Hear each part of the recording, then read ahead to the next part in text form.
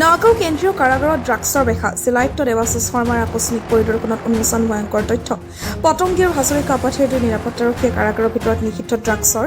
যোগান ধৰাৰ অভিযোগ সেলিম নামৰ এজন কয়দীয়ে কাৰাগাৰৰ ভিতৰত চলাই আহিছে ড্ৰাগছৰ বিশাল সাম্ৰাজ্য নগাঁও কেন্দ্ৰীয় কাৰাগাৰত কয়দীয়ে লাভ কৰিছে বিলাসী জীৱন ভাং শীতল পানীৰ পৰা সকলো উপলব্ধ কেন্দ্ৰীয় কাৰাগাৰৰ অধীক্ষক মুকুল ভিয়া ছত্ৰছাত কেন্দ্ৰীয় কাৰাগাৰত সকলো ব্যৱসায় চলাৰ অভিযোগ সমগ্ৰ ঘটনা বিভাগীয় কৰ্তৃপক্ষক অৱগত কৰি জিলায়ুক্ত দেৱাশিষ শৰ্মাই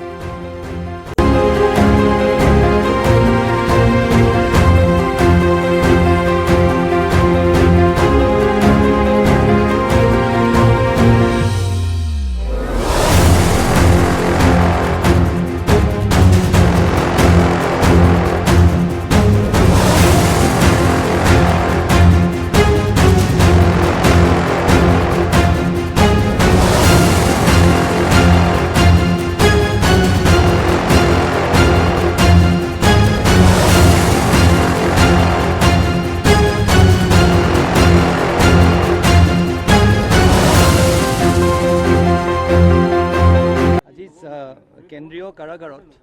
আমি আহিলোঁ হঠাতে আহি পেলাই আমি দেখিলোঁ যে এটাতো তেওঁলোকৰ তাত ড্ৰাগছৰ ব্যৱসায় চলি আছে আৰু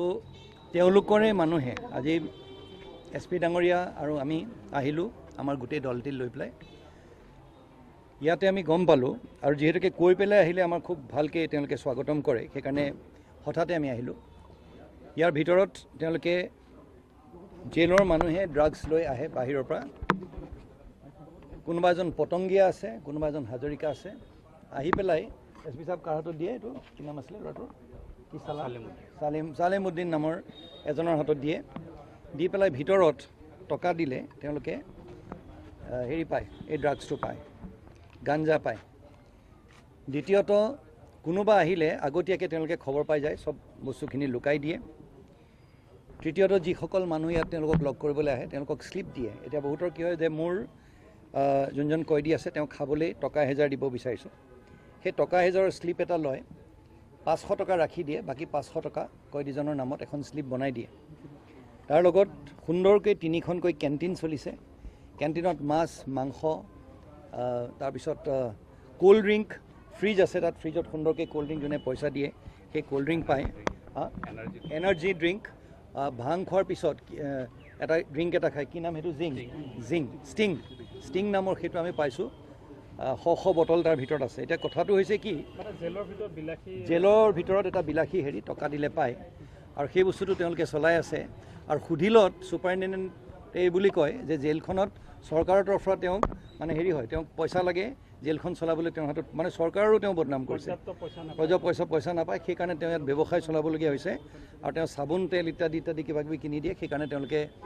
এইটো এনে নিকৃষ্ট কাম এখন জেলৰ ভিতৰত ইতিমধ্যে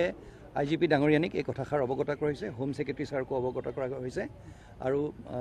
বিহিত ব্যৱস্থা আজি গধূলিৰ ভিতৰত লোৱা হ'ব কৰিবলৈ এইটো গভৰ্ণমেণ্টলৈ পঠিওৱা হ'ব এতিয়া আমাৰ ভূঞা ডাঙৰীয়া যোনজন আছে মইতো দেখিছোঁ যে তেওঁ হাজাৰ কক নকক ছুপাৰিণ্টেণ্ডেণ্ট আৰু জেলৰ যোনজন আছে তেওঁলোকৰ চকুৰ প্ৰচাৰত সেই তেনেধৰণৰ কামবোৰ চলিছে কিয় চলিব তেনেকুৱা জেলখনৰ ভিতৰত চৰকাৰেতো জেলখন চলাবলৈ পইচা দিছে